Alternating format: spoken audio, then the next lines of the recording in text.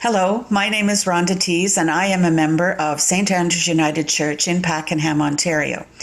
Today I have the great privilege of introducing one of our pastoral personalities, Barb Armstrong. Barb is going to be talking today about her time as Director of Music at St. Andrew's. I think this interview is especially fitting today as our theme for services in July is trust. Trust is an essential part of the relationship between a choir director and members of the choir. Because we trusted and had faith in Barb, and I guess the reverse was also true, she was able to help us accomplish things we didn't imagine we could. Her mentorship, creativity, and faith made us better singers and a more cohesive choir. I am personally very thankful for her. She took me, a brand new singer, under her wing and helped me to sing with joy. Her gift to me is one that keeps on giving. So enjoy hearing Barb reminisce about her time as Director of Music at St. Andrew's. Well, I can't. I What's can. What's wrong with your face this morning? Well, it's because you're the focus, really. Oh dear. I can turn up for a second here. Here we go, just to be polite. There we are. There, here I am. Oh, there you are. Yep. Hi. But if I leave myself up there, then when I do the video later on, it'll appear with this little picture of me, and I don't want to do that, so I'm going to just jump out again. There we go. How are things going for you? How are things going? Pretty good. Yes. Pretty good. I've got a wonky hip, but I'm going to get that looked after. So I'm going to get it X-ray done. Yeah. See if we can find out why I have a wonky hip. Right. So, There's always a reason for everything, I guess. yeah. Well, this is because I broke it, Oh, yes. and so it should be just fine, but maybe it's not. Yeah, So, I broke my hand last year, and it kind of made it difficult to play an instrument for a while. not the hand that you use all the time, I hope. Well, my left hand. Are you No, left? no. Are you left? I was left-handed. They changed me over when I was a kid. Oh, well, isn't that interesting? They tried to change me. Did Well, they? Yes, they did. And I was just little, and my mom was at home with a baby, and so she had sent me to a daily vacation Bible school at the Baptist church that was kind of around the corner from where we lived in Toronto. And I'd been there for a few days, and the first thing she noticed was that I started to stammer, and going like this.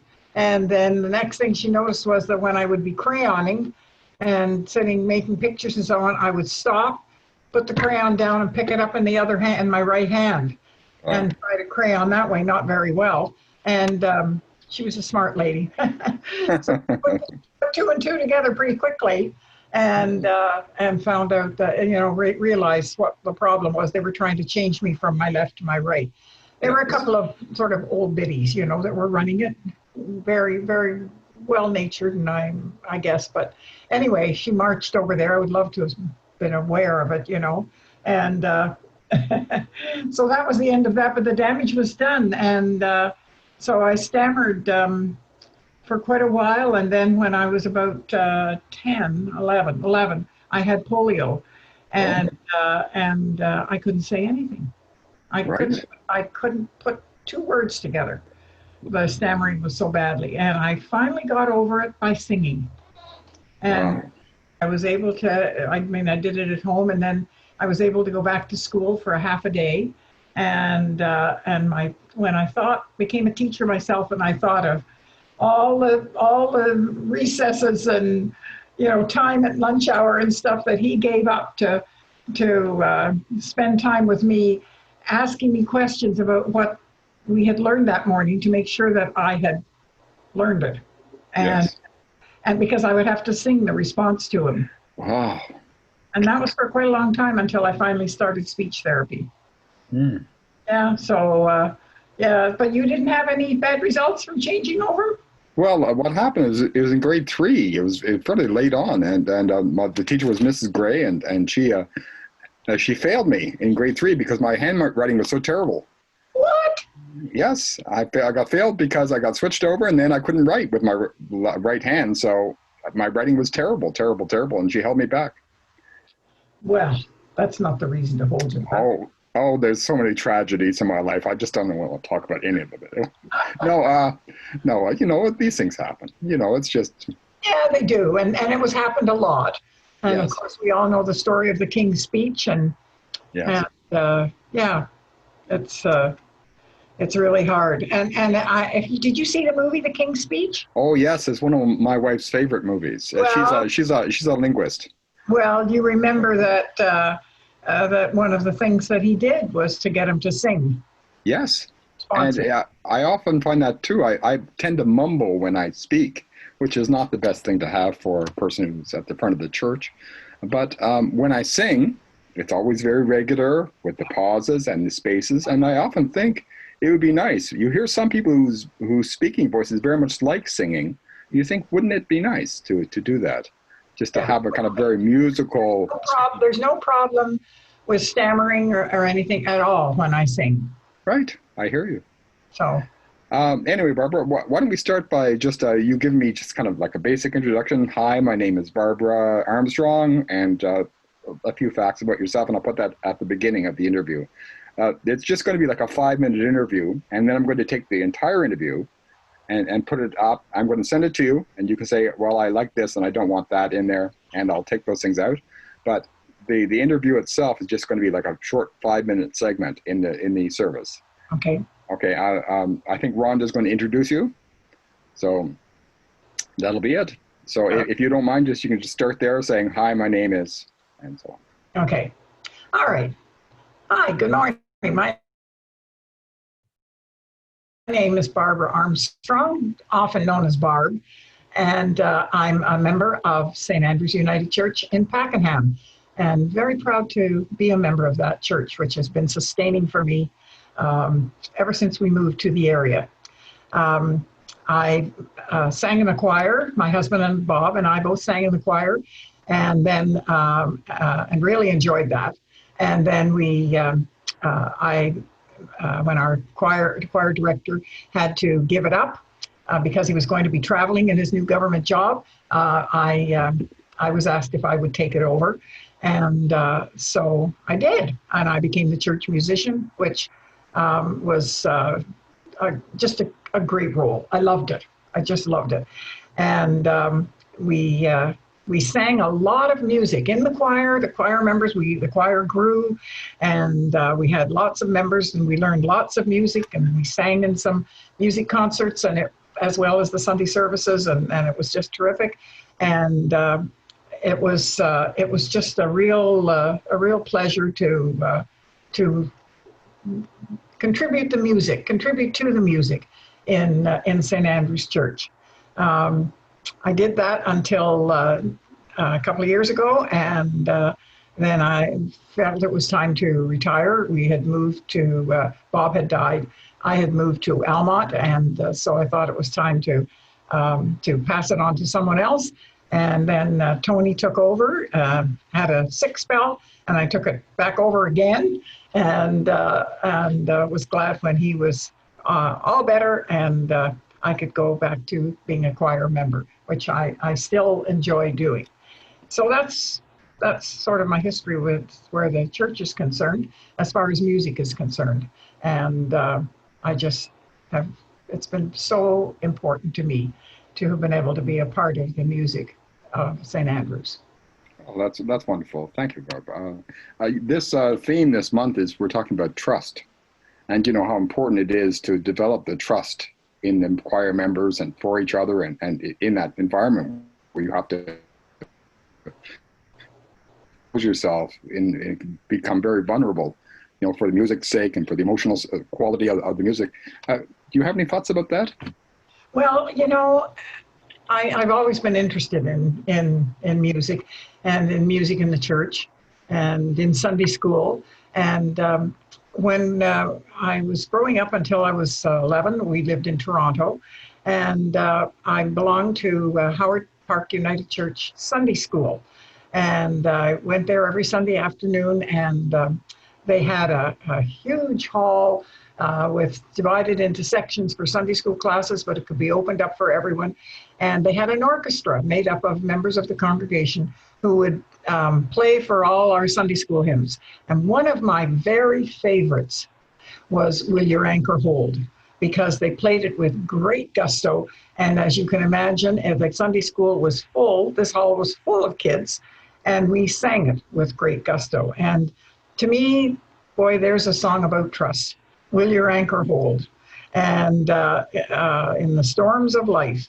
And the chorus begins, we have an anchor that keeps the soul. And my goodness, I can remember singing that. And I know that's why it's one of my favorite hymns still.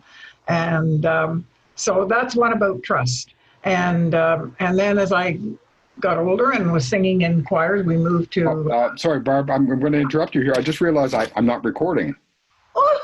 Oh, no. How terrible.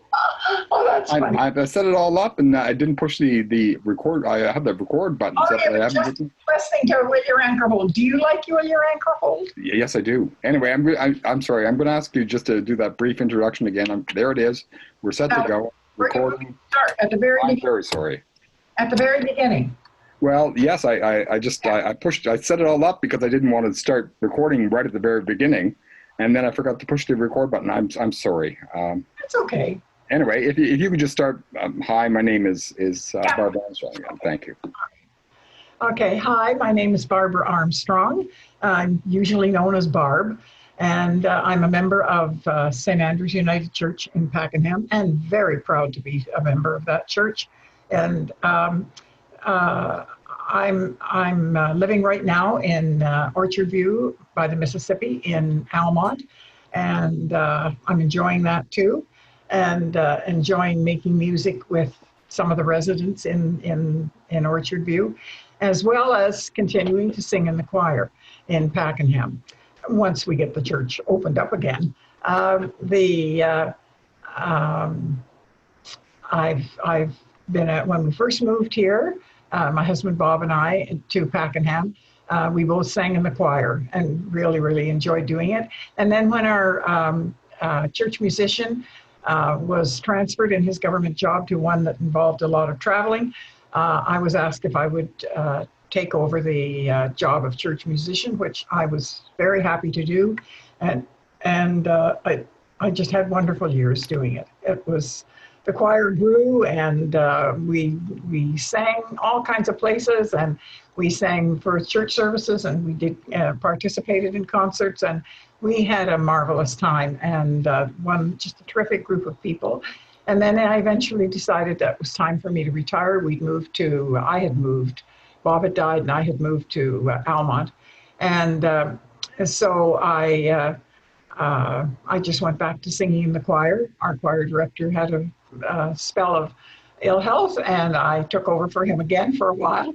And but I'm back now singing in the choir, and Tony is in charge and does a fantastic job. So that's sort of what I've been doing. It's a wonderful church and a wonderful congregation, and the music is really an important part of it. And so it's been amazing for me too. That's great. So that's good. I'm also recording this in video, and of course there's going to be sound there. I don't know where I am this morning. I'm just all over the place.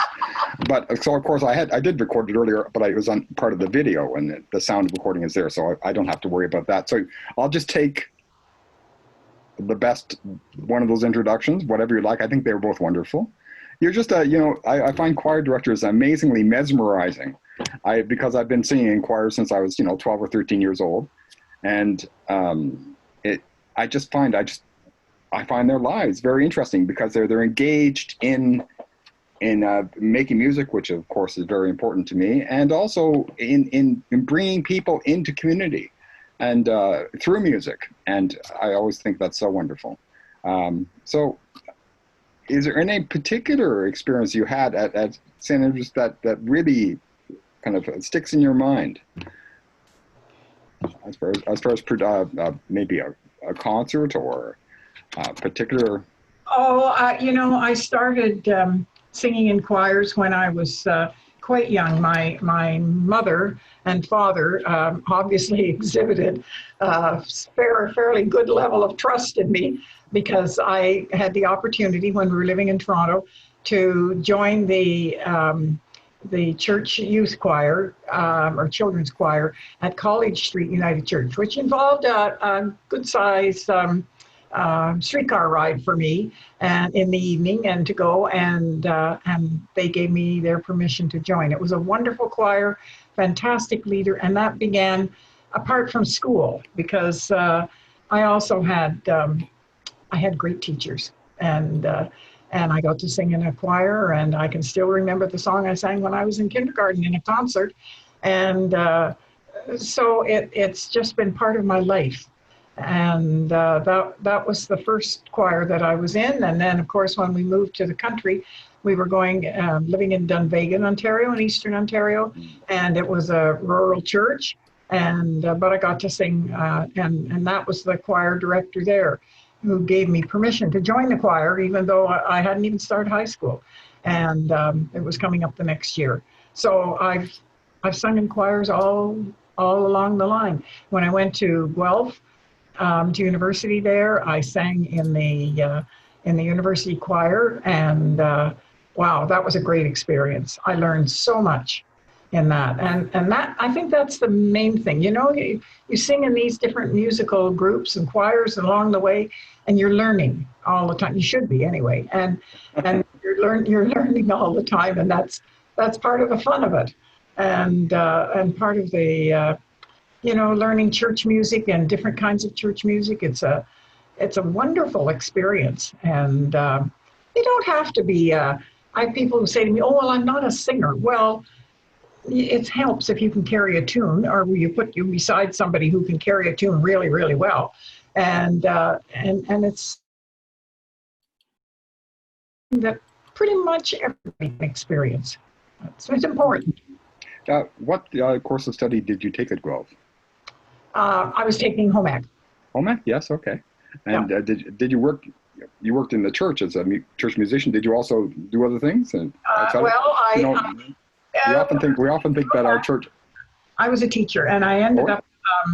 I taught music, and in the schools I was in, depending on the school, I directed the choir, put on musicals, things like that. It was lots of fun to do, and the kids were also great. You know, I loved making music with them, and so I did that for quite a while.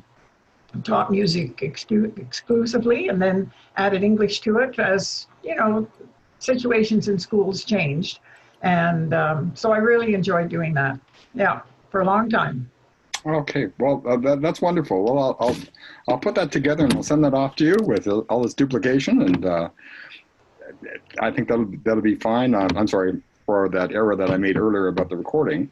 I thought that I was so focused on the recording device here, I forgot that, of course, I was recording it as a video as well, which has the sound in it. Oh, that's so, but thank you again for the contribution of that music that you sent a while back. That was very nice. Your choir.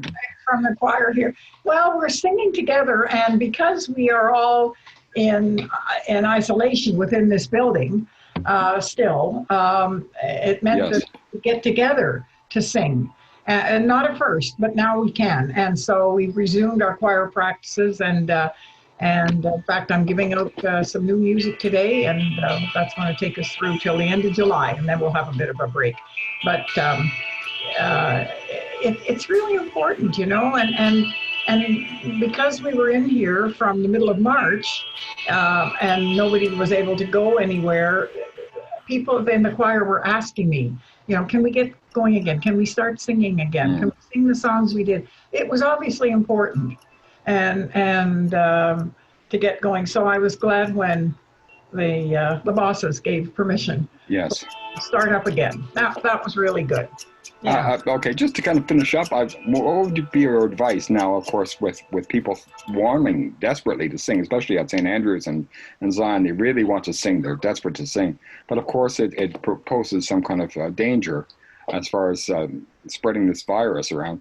So what would you say to them as far as your experience there and your understanding of how we can could approach Well, that?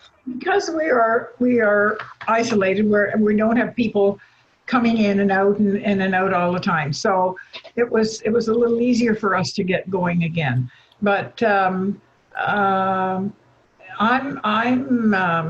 high risk person, Yes. and so I'm very, very well aware of of the dangers. I mean, the last thing in the world I want to get is to have to deal with COVID-19. But I think that maybe the choir could not. It can't be church sponsored because the churches have been quite deliberate in what they're saying you can do and you can't do. But I think that maybe we could have the choir members could get together on somebody's lawn, and we could have a portable piano that could provide some music, and we could have a couple of evenings where we could just sit and sing. I think we need to do that. Because we have a good choir, and Tony gives us all kinds of interesting things to sing, and so it's really good for us, and we're missing that. Mm-hmm. And so I think that we could do something like that, but maybe not. I mean, we can't get together for formal practices yet. I understand that perfectly. And the only reason we can do it is because we're all in isolation, basically, in here, So we're not bringing something in. We're all in here, and we've been practicing good care, and so we're all safe. So it's a very hard thing to do, but I know the choir members are just frustrated, and I know Tony's frustrated too, and so hopefully before too long. But that might be one way that we could do something. Just have circles on a lawn, on somebody's lawn, and Yeah. a portable piano, and everybody sits in their own little circle. And we could do that a couple of times and just sing hymns, sing anthems that we love. Just have an evening like that. I think it would be good for us, actually. Okay, well, Barbara, well, thank you very much for your time. May your anchor hold, and all good things. And I'm sure we'll be talking. I know that my family, we have three of us, my daughter and my wife, we love to sing, and we're aching to come to sing with that choir. Well, you know what? Won't that just be great? That'll be just great. Well, it's a good choir. It really is. And people, we have a lot of fun. I've been in choirs where you come to the practice and you get your music and you sit there and you sing, and you don't look at anybody else, and you don't, those kind of choirs, I don't know, they're not much fun. But they might be good for what you're learning, but they're not much fun. And our choir, we have a lot of fun too.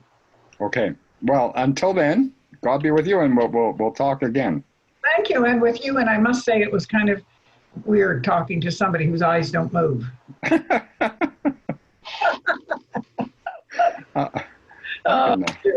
Well, thank you very much. If you find that you need something else, just call me. I will. All right. All right. Thanks very much.